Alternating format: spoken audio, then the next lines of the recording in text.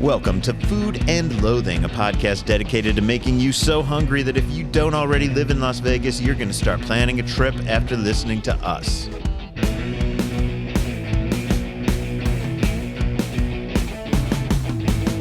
Come on in. The prices are fine. Hotels have clearly heard all the bitching, and many are actually doing something about it, so that's a good thing. I'm your host, Al Mancini, hosting and engineering today as we come to you from the brand new Leticia's in the Boulder Station Resort. My usual co-host, Gemini Stevens, is not here, but I am thrilled to have our friend Bab Barnes sitting in. Rich Johnson, of course, still producing the entire thing out of Seattle. But Bob, how are you doing? And thanks for joining me. I'm doing great, and I'm happy to be here, and thanks for having me. Yeah, it's always fun to have you on the show. Bab Barnes, for those of you who may not know, he has the only continuous beer column in the entire state of Nevada. And Southern Nevada. Just Southern Nevada, Yes. Okay. He's the Mac Daddy of covering beer in Las Vegas. Been doing it since long before I started writing, and everybody knows who he is. And if you're going to open a brewery, you hope that Bob likes it. But also a great beverage reporter and a great overall food reporter. And tell people about a few of the places they can read your stuff. Other than, of course, we're thrilled to have him at foodandloathing.vegas. He writes a weekly What's Happening column there that is great. It should be how you plan your week every week if you want to know what you're doing. So check it out. But Bob, where else are you writing these days? I also still cover Las Vegas for Gayo. That's G-A-Y-O-T. Yeah. And I also have a monthly column in the Vegas Voice website, which is a magazine for old people like myself. And also I've been doing every issue of The Town. The Town Summerlin? Summerlin magazine. I do like a theme each issue. Like I did burgers, I did late night, I did breweries, and then my monthly beer column is on adcook.com. It's kind of hard to find when you go there, but the easiest way to find my stuff is to go on my Facebook page. Everything I have come out, I do a link on there. Okay, cool. So in about 15 or 20 minutes, Bob and I are going to be joined by this restaurant's owner, a legendary Las Vegas chef, Leticia Mitchell. But before that happens, if you listen to this thing, you know what we do. We talk a bit about what we've been doing lately because there ain't a lot of people who dine out in Las Vegas as much as we do. And we're hoping that our experiences are going to help you decide where to spend your hard-earned money. Bob, I'm going to start with you. Where have you been this past week or two or three that have been fantastic? Yeah, in the last couple of weeks, some that stand out to me that I've been to is the Pepper Club, which is in the Arts District. It's it's in the English Hotel. It's on the north side of Charleston on Main Street. And what I was impressed with, well, first of all, it's a collaboration between Bruce Kalman and a chef who was a native Las Vegan, grew up in Las Vegas. His name is, the executive chef is Manny Rivera. And he went to a local high school magnet school, the East Career Technical Academy, and then he took classes in restaurant management at CSN. But he's got a pretty good resume. He worked at Honey Salt, Andiron, Nomad, Guy Savoy, DB Brasserie, and Casa Beach House. So some of the things I had there, first of all, it's a really cool looking room.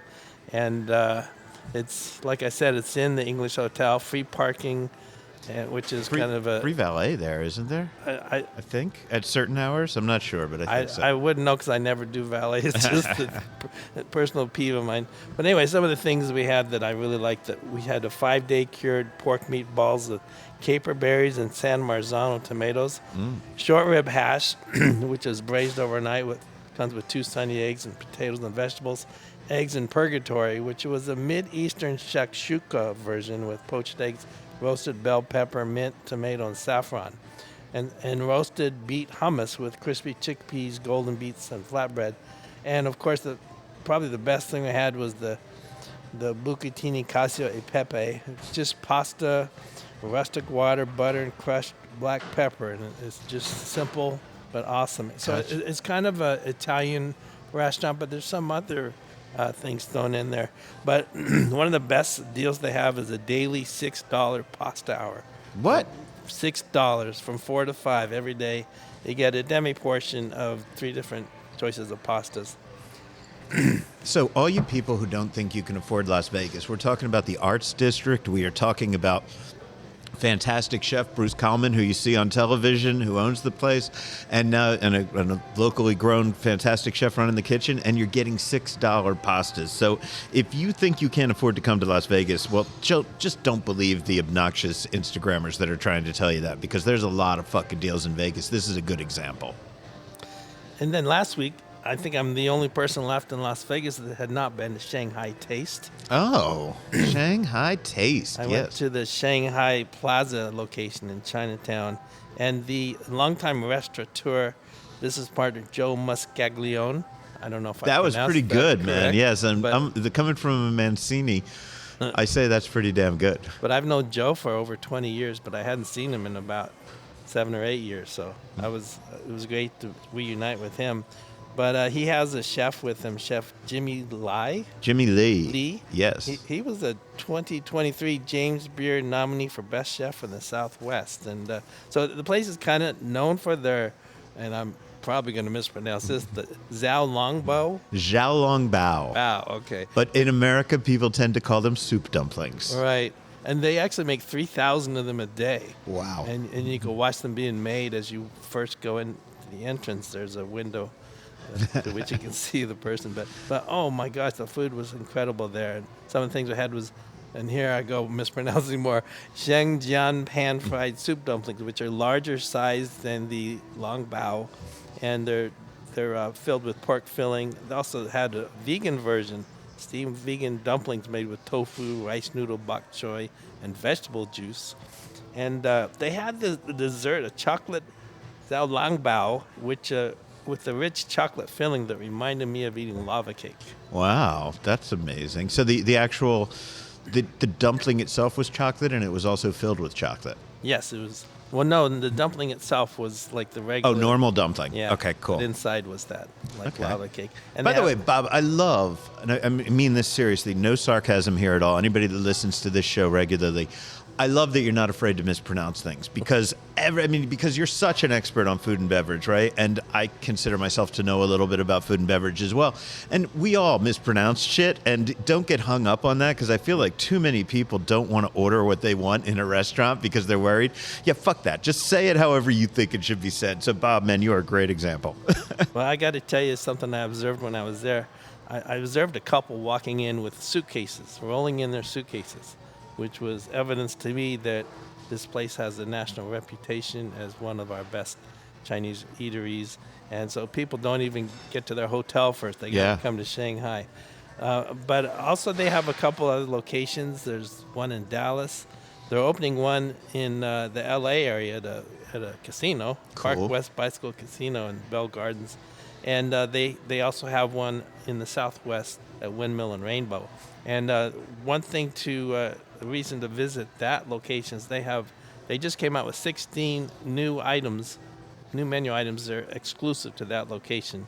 They include garlic stem shrimp with vermicelli, Shanghai-style beef, green onion, stir-fry, mapo tofu, and a bunch of other ones like Shanghai-style eggplant.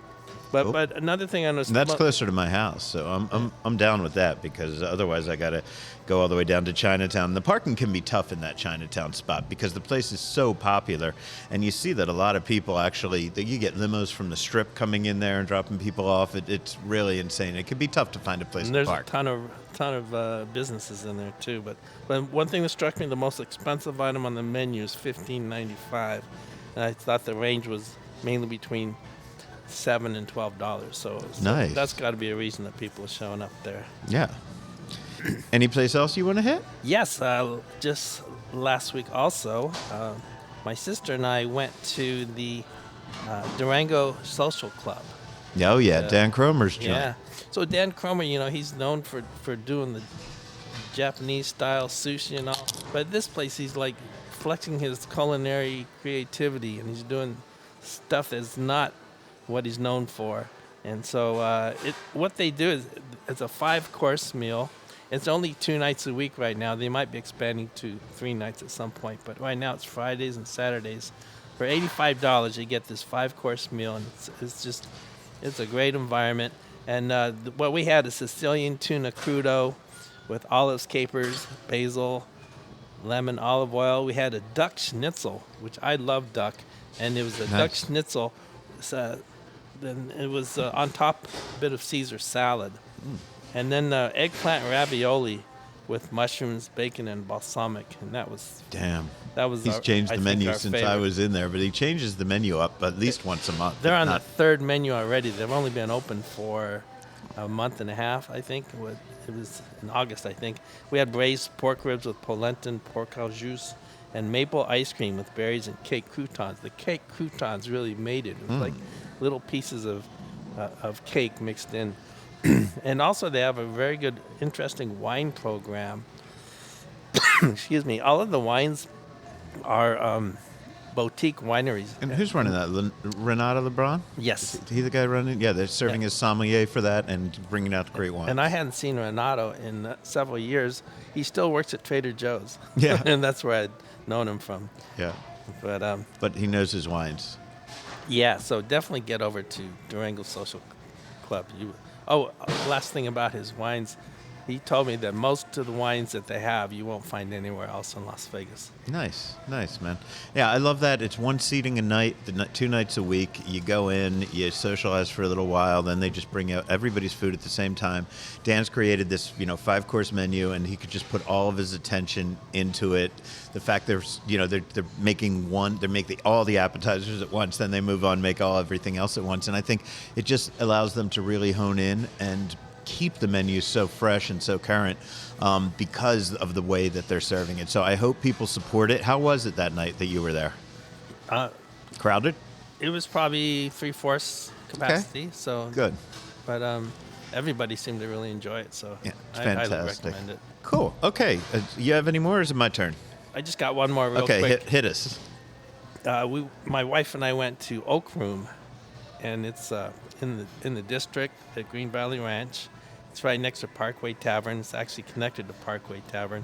And it's just a real casual little place, but the food was tremendous. A couple of things I had that I really liked was the street corn nachos, 14-ounce chili rubbed pork chop, and my wife especially liked the peach cobbler so much that she had to order one to take home. Oh, that's a good compliment, man. But they got some great deals there, like a $12 lunch special. You can get a half salad and half panini, or you can get a full-size menu item for your lunch. Nice. And that's only $12. Nice deal, man. So Cool. Well, thank you very much, Bob. Of course, we're going to come up after we have Leticia. You're going to come back. You're going to give us a beer report. You're going to give us any other news. But I still got to tell you about a few places I've been dining because Sue and I had a really busy week.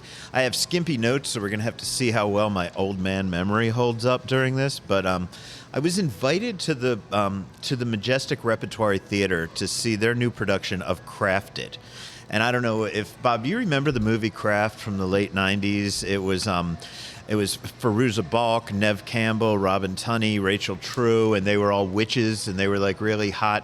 I was a little too old to lust at them at that time, right? But like I knew that that's what I was supposed to do, but I felt bad because they were all high school kids, and I was an old man at that point. But you haven't seen the movie, huh? I don't think so. No, It well, sounds vaguely familiar, though. high school kids, they turn into witches, lots of crazy shit happens, right? So Majestic Repertory Theater, they have a great idea. They have a great history of doing parodies. They've done Crafted before, but this is bringing it back as a resurgence. So I recommend everybody go there. And I'm talking a bit about it because I think that Majestic is a great reason to spend more time in the Arts District, right? Like if you go in the afternoon, you walk around, you do some stuff, you have a happy hour, then maybe you go to Majestic, you see a show, and then you do some late night drinking or whatever. So I love having it there. It's right across from Good Pie, right across from Main Street Provisions. Sue and I decided, because we've been into Main Street Provisions a lot recently, so we decided we were going to dine at Good Pie. But then we said, okay, we're going to do Good Pie, but we're not going to do pizza. Because we know how good Good Pie's pizza is. We love Good Pie's pizza, whether it's the Detroit, whether it's the Grandma Pie, the Round Pies, they're all fantastic. We're big fans. But they have more on the menu. Not a ton more, but fair enough amount that I feel like I should try it sometimes and know if it's any good. And yeah, it is very good. I mean, Sue had a salad that was great, but it's a salad. I'm not going to review a salad ever in my life because what the fuck do I know about salad, my fat ass. But we had some fried ravioli to start that were really, really good. And then we had lasagna. and Sue and I split it, and it was really dead on the way that we remember lasagna from our childhood, right? Some places will do it with too much cheese, right? That they're just trying to overkill it.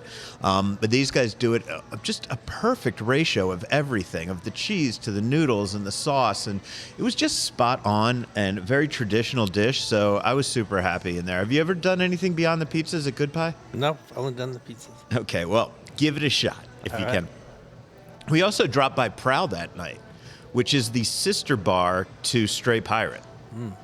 And Sue's not a huge fan of Stray Pirate. She doesn't like the underwater stuff. She won't go snorkeling. She doesn't go scuba diving. She's afraid of fish, right? So she doesn't like as much as I do being in Stray Pirate, where it's as if you're underwater and the fish are swimming all around you. But Prowl, it's more of a jungle theme.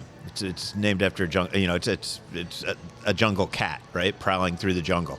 So we like that a lot more. I mean, I love Stray Pirate too, but it was a really, really cool bar. It's Tater's, one of Tater's places. Have you been in there yet? No, I have not. Okay, well, you're going to have to... I don't get out as much as you do. The Arts District is on fire with bars, but unfortunately, I don't drink enough to take advantage of all of them, man. We went to the Durango Resort for the second time in 2 weeks to go to their patio party. They've been doing these parties on their outdoor patio that's attached to the food court, the Eat Your Heart Out food court. The first one, they invited the Oyster Bar people to do it, and it was really, really good. This time it was taken over by Big B's Texas Barbecue. I'm a huge fan of theirs. It was a burgers and barbecue thing. I was texting Natalia the whole day because it looked like it was pouring rain. I'm driving through rain on the other side of town, and I'm like, is it raining there? Are you still going to have it? And they didn't know until the last minute, but the weather cleared. It was a beautiful day on the patio. I love that Durango Resort is opening up its outside spaces so much more now to concerts and to meals and to things like that. And this was bourbon and barbecue. And, Woodford Reserve had a couple bottles there. Old Forester had a couple different things there. We were doing cocktails in them. You could have little sips of them if you wanted. And all around, fantastic, fantastic time. So thanks to Natalia and Brian. Thanks to everybody at Durango Resort for having me down for that. I know the Oyster Bar one, it was all you can eat and drink was... Yeah, this was the same thing, all you can eat and drink. So, everybody went home full and stuffed, and it was just really, really cool. Okay, this is the big one, man. Bizarre Meat by Jose Andres. This is the one in the Sahara, which was there for years. I'm not a steak guy, and it's primarily a steak house, and yet despite that, I always called it one of my top 5 restaurants in Las Vegas because it's just so good and they do so many things well. And they've closed down the Sahara location. They've reopened in the Venetian. It's unbelievable. You walk in the front door. I mean, it's downstairs in the Venetian. You walk in the front door, and it's really dark and lights on the ceiling, lots of brass, lots of glass, giving you that cool clubby feel, right? And that's the entire front of the restaurant, which is one dining room and then also the bar area. What space did they take over? They built a space for this. Wow. This was down in the basement. I think it may have taken over a little bit of what used to be the car dealership that was there, but they actually built out new space for them. And they're on multi-levels. They've got convention space even at floor below them it's unreal the amount of convention space they now have. So if you're rich and throwing a party for your company, you want to do it at Bizarre Meat because it's awesome. But then after that dark and that area, you walk to the back and the whole front. Okay, if you go to the back dining room, one side of it is an open kitchen, and the other side that kitchen's facing are just doors that open up out onto the patio, and you see the Las Vegas Strip, right? So it's brighter in there if you go early. Of course, it gets darker as the night goes on, but it's more airy. It's a little less loungy, a little less bar. It gives you a slightly different vibe. And god damn if we didn't eat anything. I was trying to count how many dishes they sent out to us, and I think it was about 22. Some I've had before, and some I won't go too deep into it, but the caviar cone was great. The little tiny baby ice cream cone filled with caviar. How could you go wrong there? Of course, they've got the jamon, the Iberico pork, the balat, which is the pigs that have only eaten the acorns. They come to your table. Off the leg like that? Yeah, slice it off. That's so much fun, man. And they're paper thin.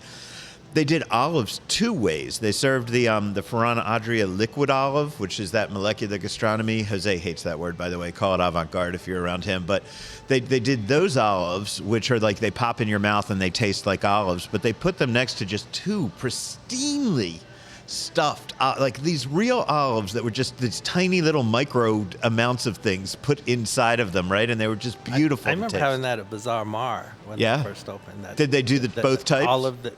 I just remember the liquid olive, and I thought that was such a unique taste experience. Yeah, the liquid one is definitely like, and it's named after Ferran Adria, the guy that Jose worked with at El Bulli. Ferran Adria was the El Bulli owner and one of the most avant-garde restaurants in Spain while it was open. So that is an homage to him, those olives. Live scallop ceviche. No, they're not live when they're on your plate, but they were live before they put them on your plate. And this was in basically red onion, cilantro, jalapeno oil, passion fruit, and leche de tigre, which is a very spicy kind of sauce. Milk of the tiger, it means, I believe. But what surprised me, first of all, the scallops were beautiful. They were sweet. They were exactly the texture that you want them to have. But they were in this sauce that was not only a little spicy, a little bit of jalapeno-y, but it actually was a little tingly. You know, almost when you have a Szechuan pepper or something and it makes your tongue tingle a little bit. I don't know if you've ever had that experience, but this did that, right? So I loved that. And then I was so thrilled with that. And then they brought over what they call an organized Caesar salad, or you could call it deconstructed Caesar salad. And it's basically like they made a Caesar salad roll in jicama.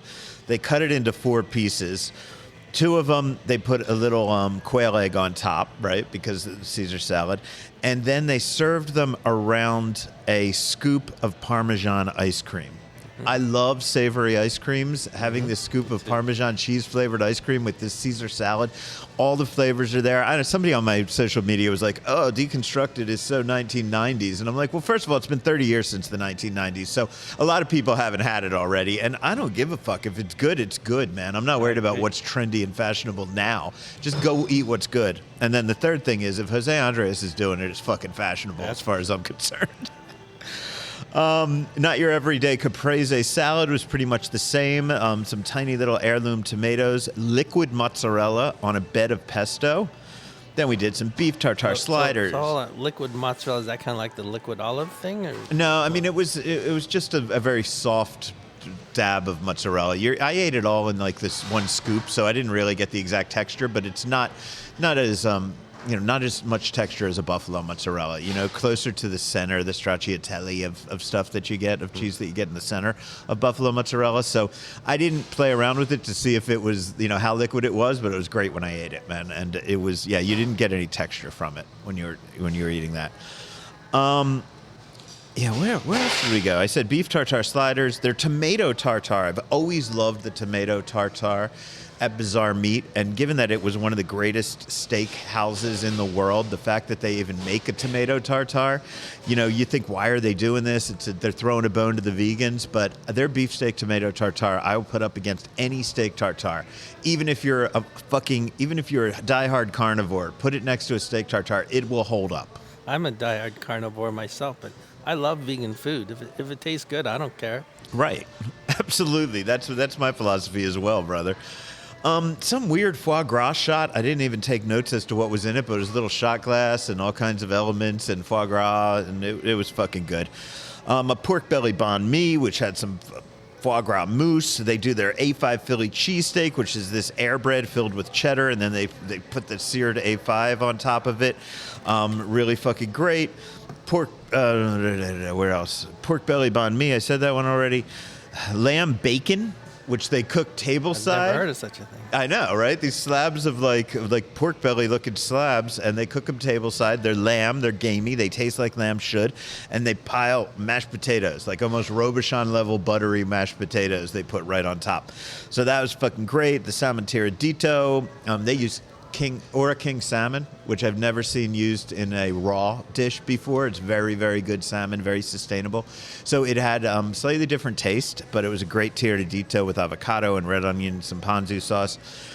Their carpaccio was really wild because normally carpaccio is like painted onto the plate. It's so thin and it's flat to the plate, named after Carpaccio the painter. I think that may be why. But theirs, they had these kind of like curved, I don't know, like they were like bread chips. Like, have you ever seen a bagel chip? Right? I'm not saying they were bagel chips, but you know how they are, and they're like a little. They have more of the shape and the texture of what they came from, which was a bagel. So they have these like croutons in it that were curved, and then they laid the carpaccio meat on top of that. So as you're looking at it, it's a three-dimensional, almost like roller coaster ride looking carpaccio. It's still artistic. Oh, it's beautifully artistic. I mean, I think it's prettier than the other ones. A lot of times they get regular carpaccios and they put so much shit on top you can't even see the meat. But here, you know, you had hills and valleys, and I really dug that. So check that out. What else? Massive king crab leg done in brown butter brulee. Some fantastic octopus. Of course, they brought us out a great steak. Unbelievable. I was way too stuffed to finish it. I had a few slices. It was great. It was... What the sides, leeks, stuffed leeks with truffle and hazelnut and goat cheese, Okinawa sweet potatoes, some gorgeous desserts. You get the idea. It's a beautiful, beautiful, beautiful fucking restaurant, and I highly recommend that people check it out. Bob, you got to get your ass over there. Sounds like I do. The Wynn Las Vegas, the Revelry Festival is winding down as you hear this, but I went to the Feast, which is their big outdoor dine-around. Have you been this year, or have you been other years to the Feast, Bob? Not the Feast. I went to one of their other events. I went to the more private. Yeah, I don't get tickets to any of those. I just get the big dine-around, but that was great. And, you know, they have 5 different sections, and there's seating in each section, so it's easy to move around. You're not elbowing people. I'll put it this way. Sue looked at me and said, wow, now I feel like every other one of these fancy things we've been to is what poor people do, and this is what the rich people do, because it was Wynn. It was high-quality plates. It was high-quality knives and forks. It was, you know, there was always a way to get your wine refilled. I mean, you know, Wynn and Bellagio and a couple other resorts, they just always take things to another level, and Wynn took that dine-around idea to the most gourmet level. I feel like if you're a billionaire having a wedding and this was the reception, people would love it, you know? So thank you to everyone at Wynn, and that is about it for me this week. Coming up, we've got Andrew Morgan with a happy hour report and the news, but first we are going to be joined by our hostess with the mostest, Chef Leticia Mitchell. This is Food and Loathing.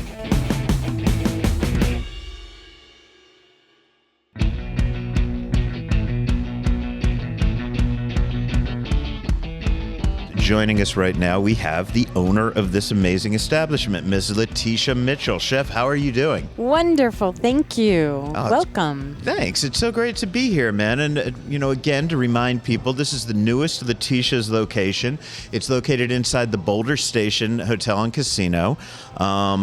You have been all over the place, and we're going to talk about your history and everything. But how long have you been open right here, Chef? We just opened our doors to the public August 27th as a soft opening. Okay. And how's it been going? It's been going very nicely, very nicely. September 15th, we had our grand opening event, and that really kicked off things. So it's really... Yeah, it's going very promising. So I was a little bummed that I could not make it. By the way, are your headphones okay? Are you guys hearing us okay here? I can hear. Okay, you need it up or down? You just let me know. Yes. This is what happens when Gemini's not here. I got to engineer on the fly. So, Chef, okay, where do we get started? I have known you for so long, right? And Chihuahua West. Yes, it's been forever. You're one of these people that has been bringing quality food to the suburbs since long before the big chefs from the Strip were doing it. You've, of course, been in many casinos over the year, but you started off in Las Vegas in Centennial Hills, right, yes, Chef? Sir. Yes, sir, in 2009. That was my beginning. Wow. Way out in the Northwest. Yeah, which is not so way out in the Northwest now. I go up there, I see Casa de Julieta in there where you used to be. I see Nataya's Secret Kitchen is up in there. Absolutely. But when you went up to Centennial Hills, there was nothing there, right? Absolutely nothing. You're absolutely correct. In fact, and it was in the worst economy, and unfortunately, the location had gone bankrupt. So when we came in, we were kind of on our own. Streets of New York was in there. So they've been there, and they still are. And that beautiful plaza, so it was a difficult, challenging, and we did a lot of work to bring the community to us and to be part of the community. So, Bob, were you ever up at that original location? No, but I'm wondering what made you choose to be so far out. There wasn't much going on. it's a good question, and I'll be very, very honest. After struggling for years to look and find a location and get backed up to open up a restaurant, that one finally came on, and finally a bank said yes, and then that's when my partner said, nope, forget the bank, let's do it. Wow. And he's the one that found that location, and at that point I felt like beggars couldn't be choosy, and it was beautiful, and I saw it, I felt it, and it became a spot that people would travel to from all over the valley, right? I mean, if I'm remembering correctly, I think Carlos Santana was an early supporter of you, right? Absolutely. It was wow. And he would always make me sit with him to have lunch, And you know how that is when it's busy and you're like, oh gosh. But you can't say no to Carlos, no, man. You cannot say no to Carlos. I get that. Okay, Amazing soul. So let's talk from there.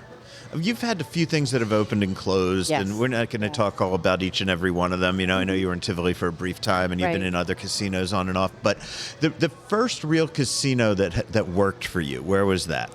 It was Santa Fe Hotel and Casino, and that was after my 10-year coming up. That plaza that we were in at a standalone, they finally sold, and the owners just outpriced me tremendously, 3.5 times, plus insisted $450,000 injected into the building. So unless you're going to give me the title, I don't think this is going to work. So, and it was a very emotional, hard stop, after 10 years, in our beginning. But we were blessed to get a phone call from Stations, Santa Fe, if we were interested. And wow, right? Yep. And did all your old customer base follow you over there? They did. We literally, within a month, we were breaking even, and that's kind of difficult to do in any restaurant, in that regard. But they were so supportive. They just followed us. It's not too far away, right, from where the Centennial Durango and Farm was. So we were very, very blessed of our community to follow us. Yeah. And over the time since, you've opened Letty's in the Arts District, which is a fantastic restaurant. We love it. It's on Neon Feast. It's one of the best Arts District restaurants. I love it. We're big fans. And also Carmelita's, which is further down Charleston. And I do want to touch on both of them, remind people of all the things you have going on. But let's talk about Letty's. What makes Letty's different from the Leticias that we're in right now and the one at Santa Fe Station? Well, I'd be remiss without saying that, in 2019, that's when I partnered up with my niece, Sue Keipel. Yes. And her and I, we were looking around downtown, looking for locations, and we thought, this is a place to be in. We should really try this. And it took us about a good 8 months looking for locations, and finally the location was owned by a good friend, Irma, and she had the bistro there. Yeah. And she said, Leti, I can't do this no more. Do you want it? And Sue and I went over there and stood at the door, and we just said, this is it. Yeah. This is it. So Sue's the one that said, it's time you call it Leti's. And I can go back later and tell you a story about Is that me. what everybody calls you? Yes. Okay. Since I was a little girl, that's my nickname, Leti. But I always had a hard time because people would say, what kind of name is that? Letty? Right. But, it worked because it's a smaller version of my food, and I wanted to bring in more of the street tacos and the tortas. And Your quesabirria taco, right? That's your award-winning quesabirria taco, if I remember correctly. Yes. The one that Guy Fieri asked me to cook for. Yeah, where did you and Guy get together? I'm going to go off on a tangent now because I wanted to talk to you about Guy. Which of your restaurants did he visit? Letty's. And how did that? Letty's, okay. Yes, Letty's. And he did the quesabirria tacos. Yes. What was that like? How'd you get approached to do that? One day I got an email. And you know how you have to really look at them and see if they're real or is it a spoof Make sure or whatever. it's not a Nigerian prince or something. Right. So the way I am, I get up at 5 a.m. and I get my coffee and I start going at it, right? And looking at my emails. And my husband was still asleep, and I was just so excited. I'm jumping up and down. Couldn't wait to tell somebody. And finally, my husband got up, and I said, I've been looking forward to talking to you. And he goes, calm down. What is it? Like if Guy Fieri called you Triple D? And I said, yes! And he goes, whoa, that woke him up. That's so funny. So called Sue and everything. So basically an email. They sought us out. We got referred. I have a few indications of who referred us, but literally that's it.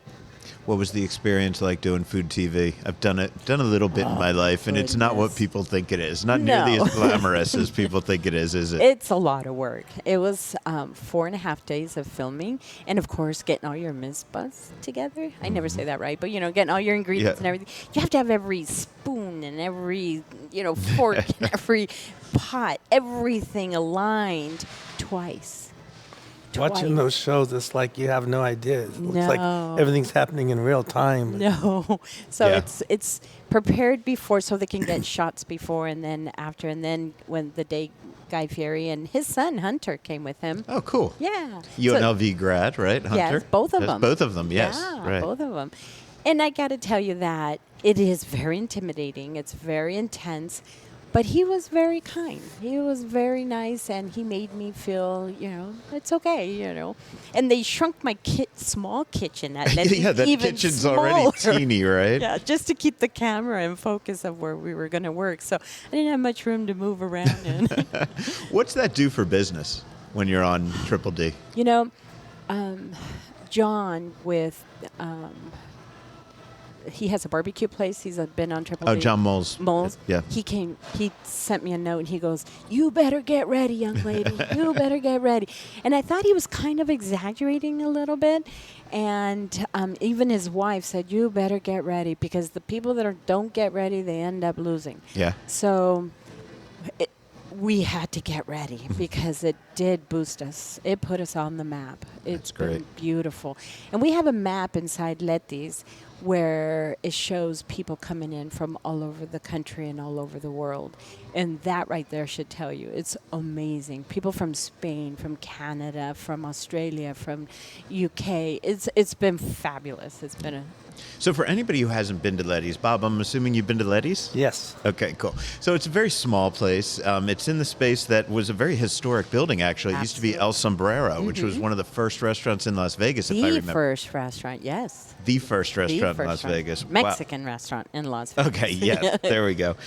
So it's really historic space, but it is very, very tiny. And, I'm just telling people, as opposed to your other restaurants, you order from the counter and then they bring the food to your table. It's much more casual. That's how we started. Oh, is that not what you're doing these days? Well, I apologize. No, don't. I haven't been in because you're absolutely right. That's how we started. It was counter service, and we'd take your food to you. But then it got difficult with, the labor and stuff, and where we were in the economy and everything, and they weren't making it. So it was hard to keep, our team members. So we changed to full service. Oh, okay. Well, that's good to know.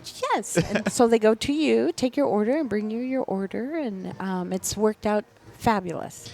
Excellent. Now, I have not been in Letty's in a while because lately when I've been going to your food, I've been going to Carmelita's. And Carmelita's, before we get to all the great things you're doing here at Boulder Station, and let's just remind people, that's where we're sitting. We're in Boulder Station. Place is beautiful. It's huge, much bigger than I expected. But before we talk more in depth about this, let's talk about Carmelita's. You give me the full name because my Spanish is bad. You do really well. Carmelitas Mar y Tierra, which means my mother's name, Carmelita. Mar y Tierra is like surf and turf. Oh, okay. Yeah. Cool. And so that is a very seafood-focused restaurant, right? That's correct. Bob, you been to that one? I have not. Hi, Chihuahuas. Gotta get them. It is. It's east on Charleston. Like you're going east, you go past Hunt Ridge a little bit further. So it's not an area that a lot of foodies get to all the time, and I think they should because it's a really, really interesting restaurant, really good restaurant.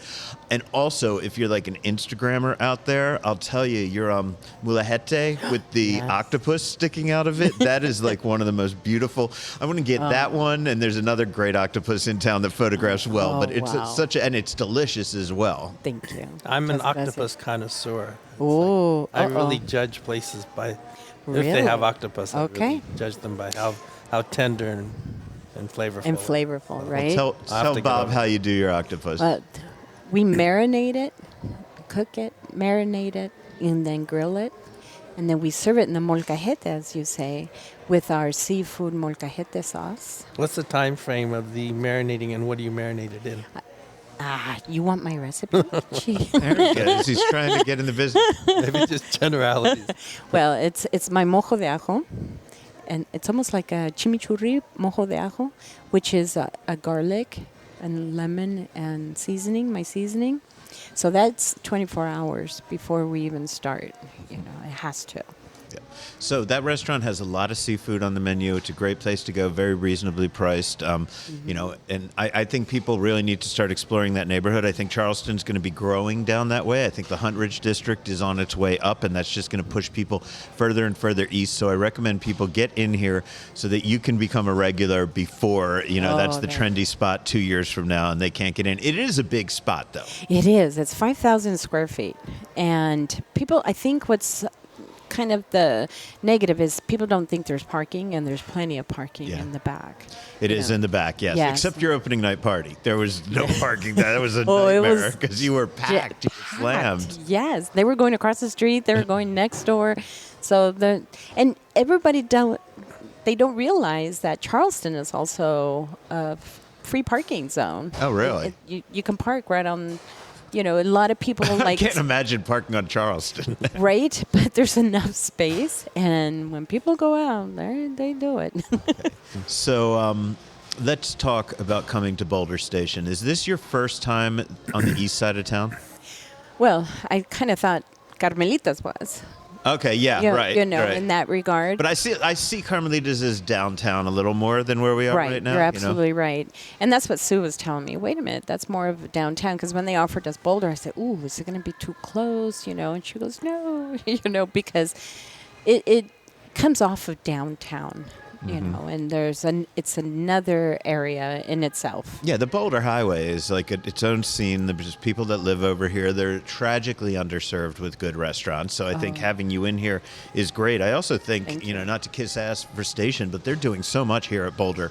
Oh, they Station. are. I mean, it's unreal. They've added new things at the Broiler. They have that new sports bar. I mean, there's a lot going on over here, and this is a huge space. They really have it. I can tell you that they refurbished all of their food court. Their cafe is what a phenomenal idea. That they put a bar in it and a whole bunch of TVs. It looks like an amazing sport bar, but it's their cafe. Yeah.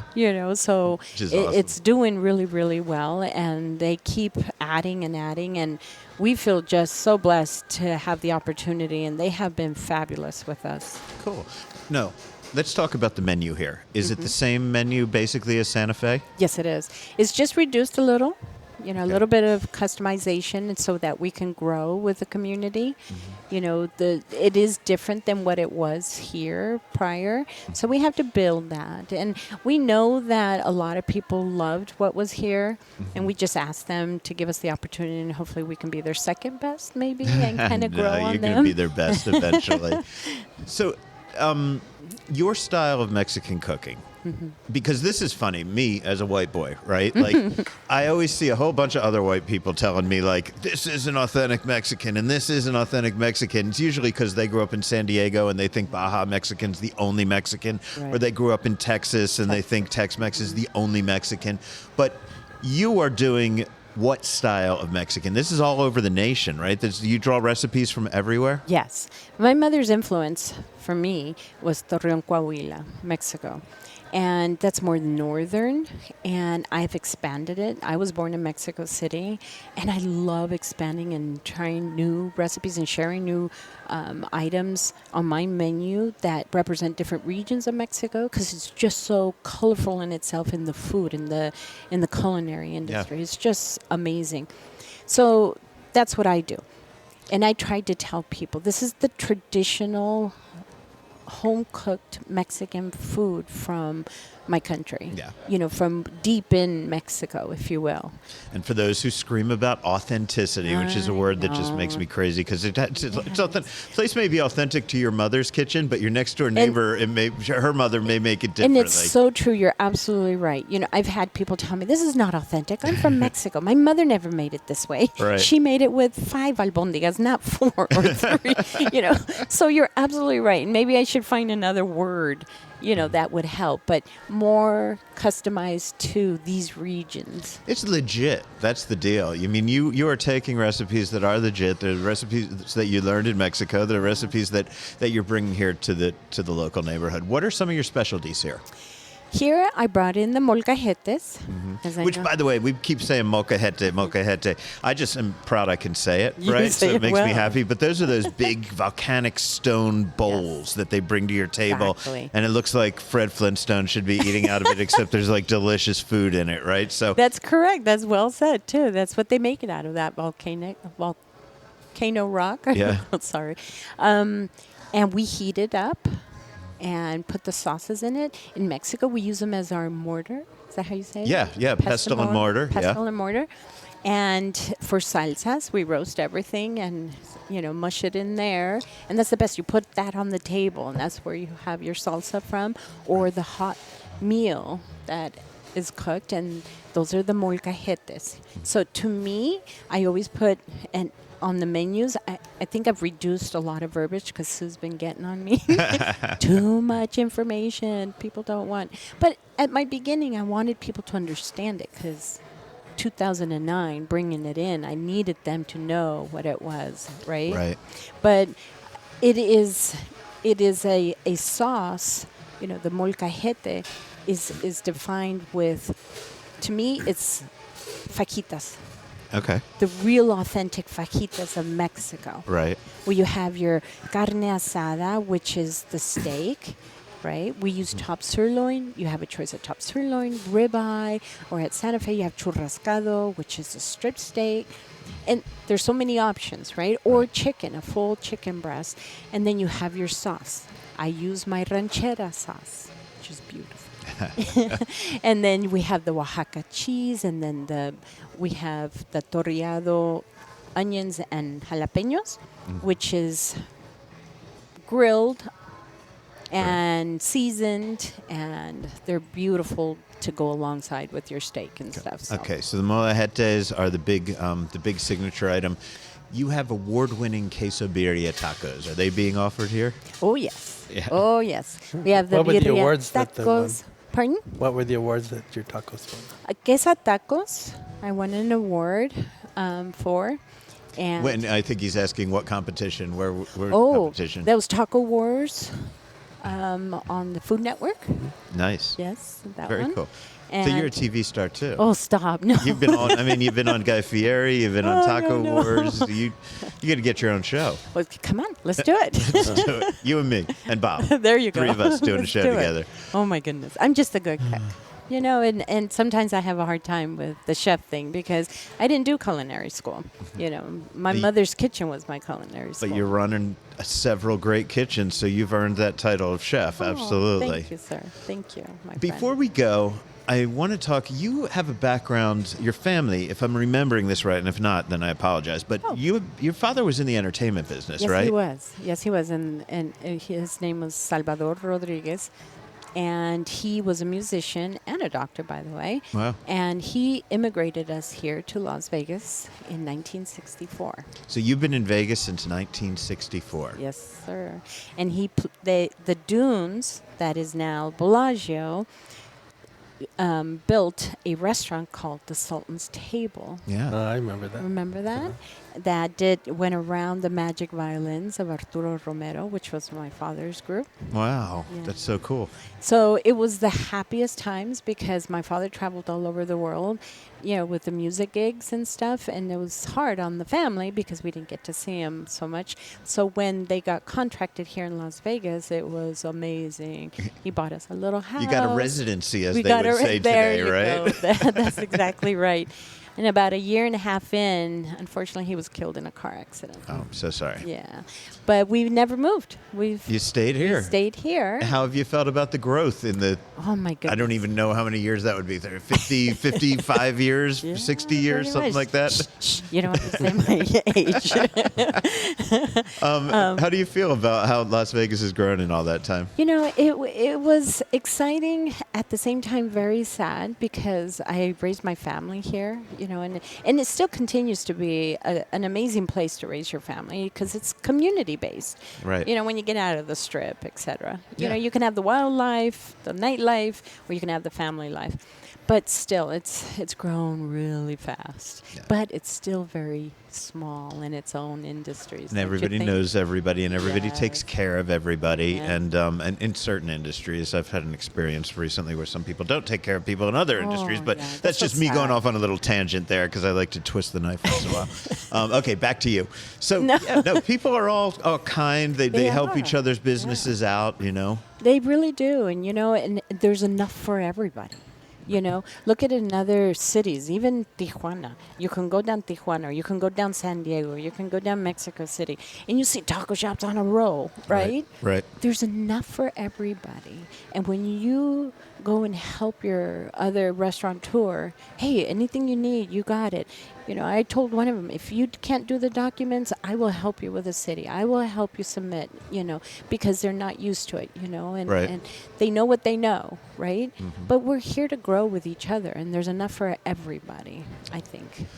Cool. And like you say, there's always that one. Yeah, there's always some industries where they're not that Mm-hmm. kind. And you've grown with the city as it has grown. So that's amazing. Yes. And like you said, with others in business, I've learned quite a bit, and read quite a bit. And at the beginning, in business, you take risk. Mm-hmm. There's some that are good and there's some that are not. When I moved to Las Vegas, 2001, and then I started writing about food a few years later, what I would tell people then was that Las Vegas had some great taco shops. Some very, very good, tiny little, nobody speaks English in them, taco shops. But Las Vegas did not have a lot of great places for sit-down Mexican. Did you see that as a void that needed to be filled when you opened your first restaurant? That's exactly what I saw. That's exactly. And before, growing up and in my first jobs and everything, everybody would always ask me, where's a good place to eat Mexican food? And it's like, my home, my mom's house, or Right. my house, And that's exactly what I saw, that I wanted to bring the real flavors of Mexico to people. And a lot of people told me, no, you have to, they don't like that stuff. They don't Right. like that stuff. Americans don't like Mexican food. No, you're wrong. They go travel to our country and they love the food and they Right. love the hospitality. And I wanted to bring that to Las Vegas and share that, and again, with the respect of everybody's palate, maybe you didn't grow up with that food, but it's somewhat similar. But when they tell me, it reminds me of my abuelitas or my mom's, whoa, that kind of re-sparks, the passion. Well, that's great. Thank you so much for your time. We are, again, here at Leticia's in Boulder Station. Tell people what hours you're open, what days you're open, and give me an idea of the price range in here. Sure. Leticia's Cocina and Cantina here at Boulder Station. We're here Monday through Sunday, every day of the week. And Monday through Thursday, we open from 11 a.m. to 9 p.m. Friday and Saturday, we close at 11 p.m. But Saturday and Sunday, we open at 10 a.m. Do you do a brunch? We do. Saturday and Sunday's brunch. Cool. So 2 to 3, I'm sorry. Hello. That would be 10 a.m. That'd be 1 my hour. kind of brunch. I'm always taking brunch at the last possible hour. That's Okay, me. nervous. So from 10 a.m. to 2 p.m. Cool. Saturday and Sunday. And we have tres leches French toast and, regular French toast. We have, this one you'll love, is the birria omelette. Ooh. Okay, now I got to ask you. I ask every Mexican chef this, and they always give me the stink eye when I do. Uh-oh. Do you make birria with goat? Well, authentically, you should. Right, but You nobody should. does anymore. No more. So in my original, I would do half and half, beef and goat. And then it got to the point where basically what made us grow even more so is beef. Yeah, Americans are That afraid one, of goat. yeah. It bothers me, though. It's a the little first time I gamey ever for had them. it was, and I like gamey meats. So, okay, well, Chef, thank you so much for your time. It's Muchas great to be gracias. here. Thanks for hosting us. Everybody, come down here. Check out the new space. You know her, Leticia Mitchell. She has been just one of the true pioneers of off-strip dining in Las Vegas, and you need to support her wherever she is. So thank you very much, Leticia. Bob and I will be back, but first we have, what do we have? A happy hour report coming up. Oh, that's a good one. Right? Muchas gracias, amigo. Thank you so much. And mi casa es su casa. Thank you. Anytime. Thank you. This is Food and Loathing. Hey, it's Rich Johnson, your faithful Food and Loathing producer. Thanks for listening. And I also want to say thanks for reading. Reading the latest happenings around the Vegas food scene at the website for this podcast, foodandloathing.vegas. That's right, .vegas. That's where Al and Gemini and I summarize some of our favorite podcast interviews and bring you some original stories as well.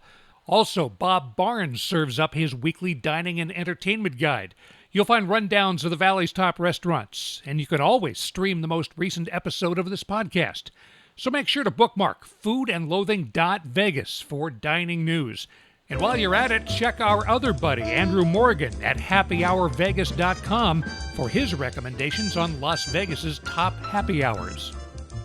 That time of the episode, we're here to talk happy hours, tell you all about some kind of great deals that you can get during specific hours at cool places. It could be great deals on food. It could be great deals on booze. It could be after work hours. It could be late night hours. You know what a fucking happy hour is. You don't need me to explain it. But if you don't know what it is, go to happyhourvegas.com, where the gentleman who is sitting next to me has gone way the hell out of his way to come up with a list of great happy hours. Yes, we are on a mission to make sure that every happy hour in Vegas is covered. It's a tough job, but it's a mission we can all get behind. happyhourvegas.com. Hey guys, I'm Andrew.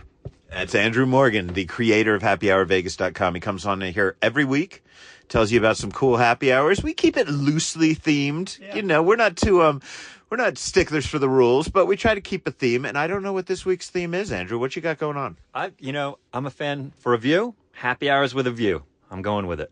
I like it, man. I like it. I mean, nothing looks more beautiful than this town out the right windows. So, also, it can look scary out certain windows, but it looks beautiful to me no matter where you look. But where are these joints where I can go and get a phenomenal view of Las Vegas and also get some reasonably priced beverages and or food? Yeah. So we have a category that, it's happy hour with a view, but it kind of includes rooftop happy hours, outdoor happy hours, and then, of course, there's dozens of happy hours that neither are outdoor or on the roof. So, those are what we call the happy hours with $1 million view. So we put it together. There's about 62 happy hours with a view in this town that we're tracking. There's a few of them that are my favorites. One of them, and this is time-sensitive information, folks, Vetri Cocina at the Palms. Amazing happy hour, or social aperitivo as they call it. Here's why it's time-sensitive. Last day, they are closing September 27th. Every day, not every day, Tuesday to Saturday, 5 to 6:30 p.m. It is on the 56th floor of the Ivory Tower at the Palms. So this is probably, and it's been dubbed, one of the best views of the Strip in Las Vegas. So you definitely want to be able to catch that before you're there. And we're talking about, Mark Vetri, awesome chef. And his kitchen will not disappoint you. Seasonal oysters, $12. Spinach gnocchi for $16. This is some really rare and amazing menus on there. And of course, wines and cocktails, top shelf, $12. So, when you're talking about top shelf food at a top shelf location, literally, this is a happy hour that I highly recommend anyone check out before the 27th. Yeah, Vetri's phenomenal. It's one of the best views. It's really about 180-degree sweeping views of the Strip. You got to kind of walk out into the dining room to take full advantage of it, but they'll let you do that. They like you to take a nice little walk. And yes, Mark Vetri makes types of pastas. You may have thought you've had a spinach gnocchi before. You've never had one like the way that he makes it. I'm sad that this restaurant is going away. I'm actually devastated that this restaurant is going away, but I do like the idea of getting in to check it out at least once before it's gone. And if you don't want to shell out for a tasting menu, happy hour is the way to go. 100%. And, the Palms is kind of changing their program anyways. There's a few restaurants that are closing, but that just means there's opening up for new stuff. So I'm excited about the next chapter in the Palms. Yeah, that's the one thing I like when people say, "Look at all these restaurant closings. It must mean the economy." And I'm like, "Well, not if they're replacing it with a different restaurant. That's unless it's a drastic price change." But back to the views. Where else you got? Welcome to the View. So second one that I like, not complete opposite, but, slightly different direction. Happy Camper Happy Hour. So Happy Camper at the Fashion Show Mall on the Strip. Hear me out. You're talking pizza, patio, and party vibe. This is actually a really fun place to be. It's at the Fashion Show Mall, so super accessible, still on the Strip. It's Monday to Thursdays, 3 to 6 p.m. $11 spritzes and espresso martinis. This is one of the only happy hours that has an espresso martini, so I'm pretty excited about that one. Definitely worth the checkout. $6 drafts, $9 wines, and then they've got some pretty decent bites there as well. They have actually a really good kitchen, so sliders, cheesy fries, all really super good. Soak up all that boozy goodness. But the view is interesting because it's, like I said, it's at the Fashion Show Mall. You enter from the Strip right in the front of the Fashion Show Mall. You go up, there's stairs, and boom, you've got this patio style thing where you're overlooking the Strip on one side, and then you're also looking northbound on the Strip, so kind of towards Resorts World. It's just a fun, good vibe and a good view. Also, the view of that area, right? Just looking around you to the other customers. I mean, you've got to really dig deep into that. This is it is a campground. It's called Happy Camper. Of course, the original's in Chicago, I believe. It's run by Let Us Entertain You. They're a fantastic company. I love all the restaurants here in Las Vegas. But and also I should mention, you can get Mexican food from El Segundo Sol right next door. Correct. They let you do that menu. Also good happy hour. Okay. Yeah, also very good happy hour. And right next door, like you said. So. Yeah, cool. But when you get in here, this is like part trailer trash campground, part glamp ground, right? Like there are disco balls and fun things, and but then it also looks like, you're hanging out, I don't know, with the Beverly Hillbillies or something at some point. So it's a lot of fun to hang out there, and I could just see, putting your feet up in front of one of those fake campfires next to an Airstream, sipping an espresso martini. Like, there's your picture, there's your Instagrammable fucking moment. Oh, totally. It's a glow up, right? For camp, for like that glamping. You think like the pizza ovens on one side, like you said, the Airstreams are there, you got the AstroTurf on the ground, but it's super fun, and it's all walks of life go there. I mean, I've seen the ladies who lunch, I've seen the brunch crowd, I've seen all sorts of people go in there. It's just like they actually have a brunch menu, not separate from the happy hour menu. They call the struggle bus, and so that's the day after you go in there and you get a little liquid, you feel better about yourself the next day. So it's a fun place. Okay, there you go. Two great places where the view matches the deal. And yeah, definitely get into Vetri really quickly. We will be back next week with another happy hour report from Andrew Morgan. But for now, Andrew, tell people where they can get all this information, 400 plus happy hours, and also sign up for your newsletter. You said it all. HappyHourVegas.com. Sign up for the newsletter. You get all sorts of good stuff that comes with it with your subscriber. Are you guys on the socials? Can you give people social handles to follow you? At Happy Hour Vegas, both Instagram, Facebook. TikTok's coming soon, but yeah, we're there. Sounds great. We'll be back next week with another one of these. Keep drinking. Always love those happy hour reports with Andrew Morgan. Thanks again, Andrew. Definitely check out happyhourvegas.com. So, Bob, it is now time to start the news. I'd like to have you kick it off. First, let's start with your beer news, and then any other restaurant news will come in after that, but nobody knows beer news better than you. So what you got for us, man? I got 3 notable beer events taking place next month, and I got several new openings as well. Let's start with the events on October 4th. Big Dog's Dogtoberfest. I love that name. It's combining dog with Oktoberfest, and it's a dog-themed place.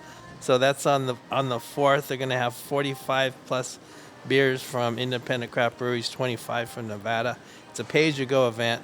They're going to have a human and dog Halloween costume, live music, grilled brats, pretzel bites with pub cheese dip, and Schweinebraten, boneless pork shoulder roast.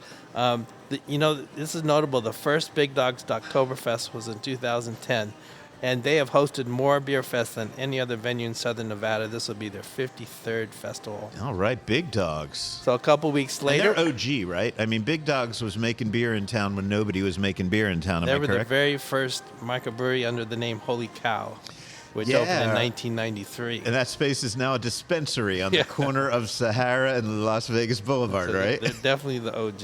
Yeah. So anyway, a couple weeks later will be the Beer Zombies Flannels and Beer on October 18th at the usual place is the name of the venue at Maryland Parkway in Fremont. What's unique about this beer fest is the breweries are handpicked by Beer Zombies owner Chris Jacobs. A lot of beer fests you go to, they'll just throw out whatever they want to throw out. But this one, he hand selects the beers and the breweries, and the brewers actually will be there from all over the country. Nice. And so that's definitely one to check out. And are these like people that, if you're a beer guy like yourself, that all these people that come in from out of town, like you know them because you see them around? Not necessarily. The ones that Chris picks aren't necessarily going to be the ones that you've heard of. They'd be like ones that are really quality places.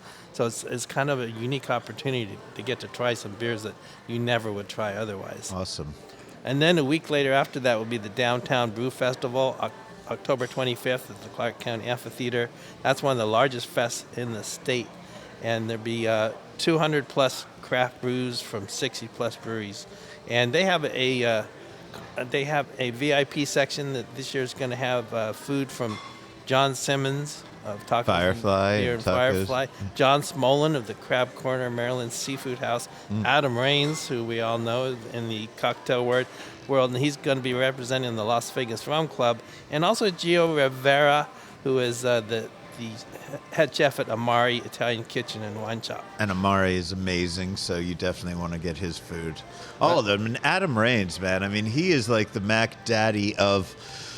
What do I want to say? I mean, we have a lot of great mixologists in this town, but as far as like kind of homegrown talent, right? Like Tony Abuganum, he's a big national guy, and Andrew Pollard. We have a lot of great people in this town, but I feel like Adam Raines is ours, right? Like he trained so many bartenders in this town. He's one of a kind. Yeah. But those VIP tickets aren't going to last much longer. So what's the price on this?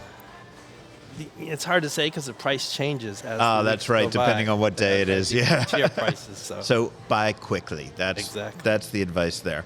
Okay. So I'd like to move on to new things, new places that have opened up. After 2 years, Bad Beat has completed their move from the Henderson Booze District to the Arts District. You have an article on this that's either up now or is coming up at foodandloathing.vegas, right? It's been up a while. I know I read it, but I can never tell what's been posted. I'm on the back end. I'm looking at things. I'm reading them, but I don't know if they've been posted yet or if I'm reading your drafts. So as if the Arts District didn't have enough beer places, now we have yet one more. It's on Main Street. It's a few blocks away from Abel Baker and Nevada Brew Works in Huddle. It took them so long to reopen because of permitting and construction delays. And so what's different about Bad Beat from what it was in the Booze District? It's a smaller brewing system. It's not a production brewery anymore, and they're going to concentrate more on cocktails. They're going to have a full bar, but they're still going to make their core beers. And they have a new brewer. This is breaking news as of just a few days ago. Megan Hanley, who was the assistant brewer at Huddle, is now their head brewer. How many female head brewers do we have in this town? Well, we used to have more, but Amanda Kaler just is moving to Montana. So I think Megan will be the only female head brewer at this point. Oh, wow. We'll definitely support that to begin with. And, Bad Beat's great, man. I mean, I used to visit them every time I did the Henderson Booze District crawl. Yeah, a lot of people have missed that place. But wait, there's more. Yes, please. Tell us more, Bob. Nevada Brew Works, which has been a brewery in the Arts District since 2020, now has a second location. It's in a former Vaughn's at Charleston and Rampart. Jason Taylor, one of the co-owners, he tells me they have a 7-barrel brew house. David Castro, who brewed at Hop Nuts, is their brewer. And it like their Arts District location, will have a kitchen and a similar menu, but they're going to have some dinner items like steaks and salmon. And the tentative opening date, which I think isn't tentative anymore, October 1st. So real soon. You mentioned Hop Nuts. I'm trying to remember. Aren't they like a family-owned joint? And they were one of the I'm thinking of the wrong just place? One individual. Oh, okay, cool. Yeah. Cool. Family-owned. You might be thinking of Craft House. Yeah, well, I know Craft House, but no, I'm just. Well, actually, Nevada Brew Works is family-owned. Okay, maybe that's what I was thinking of. A lot of family-owned ones. That's cool. But wait, there's more. Please tell us more beer. And Nevadan Brewing, that's in the Sagos Tavern at South Fort Apache, just north of Tropicana. The co-owner, the brewer Adam Zagovsky, and his mother was Secretary of State not too long ago. He has really small 3.5 barrel system. It's in full view of the restaurant and bar. But they've actually had that in place, but it took a while to get the licensing, even though his mother was a former state representative. But anyway, they're good to go, and he's starting to put out some beer now. Awesome. And just a couple others. Barthos is going to be on Commerce, just north of Wyoming. It's going to be in the district. That's Distrikt. So it's not to be confused with our district. But they're going to have the largest German beer selection in the U.S. Cool. So that's probably going to open around beginning of November. When you mentioned that Sagos a minute ago, by the way, I'm going to move your microphone just a touch. This is what happens when I don't have Gemini there and then everything. But thank you. I know that Sagos, right? I remember it. I've driven by it for years and years and years. I remember my friend John Courtney helped them do a menu there like a decade ago. Mm-hmm. I don't remember them having a brewery in there. Have they always had one? No, this is brand new. Okay. They actually had the brewery all finished up, ready to go like in December. But like I said, it took a long time for them to get those licensing things ready. But they're ready to go now. Where'd they build the brewing equipment? It's so tiny. It's like probably about 10 feet wide. Okay. But it's right on. I mean, you can see it sitting right there in the bar. But I'm gonna have to visit and check it out. Yeah, and I want to mention Barter Beer and Mall. It's like a vintage store.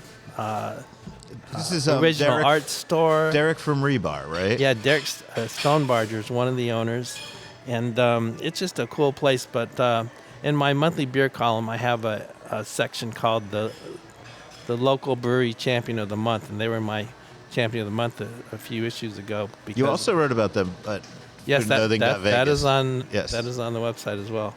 But that's a so cool place. Things there ranged from like $3 to $15,000 because of the original artwork. But it's a very unique place, and that's over in the Arts District as well. And but almost all local beers they're serving there. Cool.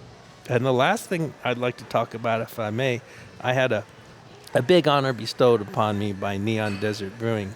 I was again, another monthly feature of my column is the Brewer Spotlight. So I was interviewing their partner, head brewer Jimmy Doyle, for that feature a few months ago.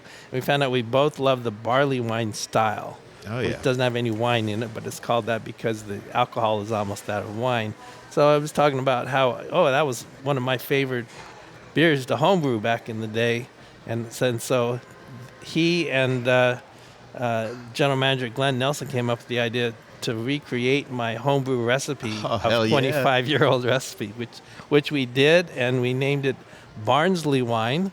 Okay. I love the name. And so we had a little release party a few weeks ago, and it had pretty good turnout, and people are really liking it. They're liking it so much that they're talking about recreating the Barnsley Wine, but this time aged in a bourbon barrel. And we've already got in the works that the Las Vegas distillery will loan us one of their bourbon barrels for that. That's cool. So tell people where they can get your beer, the Barnsley wine. Neon Desert is in the Henderson Booze District. Okay. So just head over there. Cool. Well, thank you so much, man. I love that we've got all that beer information out here. Without you, nobody gets complete beer news without Bab Barnes. So we have to have him on every once in a while. But again, you read his stuff at foodandloathing.vegas. That's where I prefer you read it, but AD Cook and all sorts of other places. So make sure, just Google Bab Barnes. He's fucking amazing. What do I have for news? MGM Resorts International is rolling out some very cool, very high-end specialty meals, so why not talk about them for the rich people that listen to this? First up, John George Vongerichten will host 2 Opus 1 wine dinners at Prime Steakhouse in the Bellagio, Thursday and Friday, October 2nd and 3rd. The menu looks great. You start off with a cocktail reception where you're going to get egg toast caviar, crispy sushi, sesame shrimp cakes, mushroom spring rolls. Dinner's chestnut soup, caramelized foie gras, soy glazed beef short ribs with lemon potatoes, espresso chocolate cake. But, you're coming to this meal. Of course, having John George Vongerichten in the house and cooking your food, that is on its own an amazing experience I've been fortunate enough to have. I'm not a wine guy, but I'm smart enough to know that the bigger draw might be Opus One. That winery is going to have 6 different vintages. From 2009 to 2014. They're going to have magnums of all of them. So you get to kind of do that. I don't know if that's called a vertical flight. Probably not a horizontal flight when it's by vertical. years. Vertical? Okay. So you get to check out how Opus One has changed over the years. It'll give you lots of shit to talk to your snobby wine friends about. All you got to do, brace yourself, $2,750 per person plus tax and tip. Wow. It's Opus One, though, man, so it's pricey. They're Magnum bottles, I'm told, that you're going to be drinking out of. So that's enough. I want to throw that out there because that makes the next one sound like a real bargain. And it kind of is. Joel Robuchon is celebrating its 20th anniversary at the MGM Grand, October 3rd through 6th, and they are rolling out the same menu they offered on opening night. That one's $5.25 a person. Like I said, a bargain by any standards, plus, of course, beverage, tax, and tip. Well, at least a bargain compared to Opus One. I have that in my column this week, and they're also doing it at his other restaurant, L'Atelier, yes. And that was cheaper. That one's $225. Cool. You know what? You know who else I spoke to? I spoke to Chef Eleazar Villanueva, the executive chef over there at Robuchon, and I asked him all about this. How big a deal is it for people in the Joel Robuchon organization that you're celebrating 20 years here in Las Vegas? It's incredible. Just for this restaurant to have been here even 20 years, it's amazing. I mean, Robuchon was a chef of the century, and he didn't achieve that for, he worked very hard for it, so being here 20 years is very big, especially doing a menu that was done the very first day that was opened here is amazing. I think everybody should come and celebrate this. So I think I probably had that original menu when it opened. How much of the dishes that were on that menu that you're bringing back this week were on did you still have? How many have remained current, and how many did you have to totally go back and rediscover? So there's about 7 or 8 of them that I have not seen ever, and I've been here 9 years. So I've been in contact with the previous chef that opened the restaurant, Chef Tansaki, and so I've been in contact with him, asking him about the recipes, the flavor profile, things like this. So we've had to R&D a lot of these dishes for now 6, 7, 8 months now. So we've gone ahead. Pretty ahead, in doing this, but it's gonna be. I think there's maybe one dish that's missing, but it's gonna be every single dish that was done the first day is gonna be done now. Okay, so I'm not going to ask you to recite the menu. It would take a week and a half for you to do that. But tell me, how many courses, what types of food, what will people be getting, and how much money, of course, and when it's available? Okay, so it's going to be a 16-course tasting menu for Robuchon. And it is going to be $5.25, which is the same price that it is now. The same price we have on our tasting menu, it is now. We wanted to make things affordable for everybody, especially now when... especially in Vegas now where the price is getting a little bit too high. We wanted to make it more affordable to people to come eat, and retry all the food that was here, that was done here the very first day. But it'll be $5.25, 16 courses, all the dishes that were done here except the one course. And we will be offering the same bread that was done here as well. So we'll be offering the bread cart, the cheese cart, the trolleys with the mignardises as well. There's also going to be some takeaways, which that will leave for the guests to find out. But there's going to be some takeaway little presents for everybody to take home. Yeah, I remember little presents. I'd come out of here with a whole cake to eat at home when I went home at night. Final question, Chef. A restaurant like Joel Robuchon is just known for absolute perfection. And when Mr. Robuchon was alive, I mean, you could see it in his eyes when he came in here. There was such a reputation. You have managed to keep that reputation going after his death. Not a lot of great chefs do they have their empires live on. What do you do to make sure that this continues to always reflect the spirit and that perfection, that level of excellence that Mr. Robuchon represented to so many people?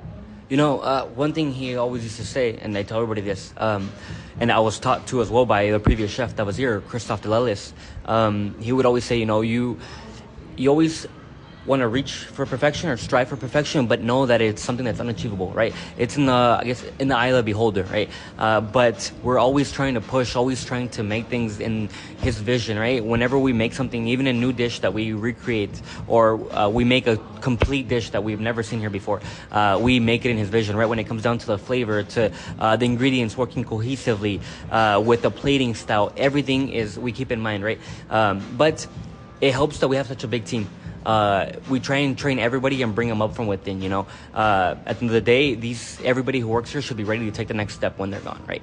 And so for us, for myself, and not only for myself, but for our managers here, we love to train from within, and you know, we teach them new things. We always try and R&D different items, and so it helps when everybody's involved. When every single person is involved, it helps me out. And not only myself, but even when Mr. Robuchon was here, he always liked to do this. Everybody, all his sous chefs, executive sous chefs, everybody would be involved in these things, right? They would help him because it's such a big task. 16 courses is not easy for somebody to do, especially, you know, for one single person. It takes a whole brigade. And so every single person in my kitchen helps out. Everybody has little inputs and everything, and everything is acknowledged, right? Because without a team, there is anybody, right? So I'm actually really excited because I ate that original menu when Robuchon first opened up, and I am going to be returning to have it again. I'm super excited. I don't get into Robuchon all that frequently. It is one of the best, the only restaurant in Las Vegas ever to receive 3 Michelin stars. I'm not saying that others aren't worthy of it, but Michelin wasn't in town when those other places were around. So this is it. This is what we have is for 3 Michelin stars. I think that is about it this week. Huge thanks to Leticia Mitchell for hosting us and speaking with us. Thanks to Chef Eleazar of Joel Robuchon for chatting with us, and to Andrew Morgan of Happy Hour Vegas for his weekly visit. A huge thank you to my friend Bab Barnes. Man, thanks so much for coming in, filling in for Gemini. I know she appreciates it. She's wrapping up her business down under. Speaking of Gemini, let's all send some love and support to her in Australia. She's got a lot going on. We just want to let her know that we're all keeping her chair warm for her. Bob did a great job of that today, so thank you, Bob. Finally, I'm Al Mancini with Bab Barnes, channeling Gemini and Rich, hoping that you eat the very best available, but still always stay hungry.